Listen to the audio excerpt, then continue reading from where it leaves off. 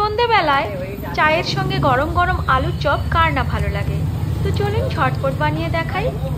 আশা করছি আমার আজকের চপের রেসিপি আপনাদের ভালো লাগবে। আমার চ্যানেল এখনও না সাবস্ক্রাইব করা থাকলে চ্যানেলটি সাবস্ক্রাইব করার অনুরোধ রইল। প্রথমে বেসনের ব্যাটার বানিয়ে নেব, আর তার জন্য একটা বোলের মধ্যে নিয়ে নিচ্ছি 2 কাপ পরিমাণ বেসন। দিয়ে দিচ্ছি 2 টেবিল চামচ পরিমাণ কর্নফ্লাওয়ার।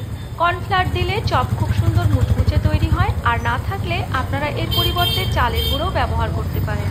দিয়ে দিয়েছি পরিমাণ মতো লবণ।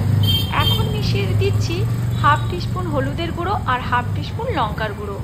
মিশিয়ে দিচ্ছি 1/3 টিস্পুন বেকিং সোডা বা খাওয়ার সোডা। সমস্ত শুকনো উপকরণকে খুব ভালো করে প্রথমে মিশিয়ে নিচ্ছি। এবার এর মধ্যে দিয়ে দিচ্ছি প্রায় 1.5 টেবিল চামচ আদা রসুনের বাটা। এবার অল্প অল্প জল দিয়ে বেসনের ব্যাটার তৈরি করে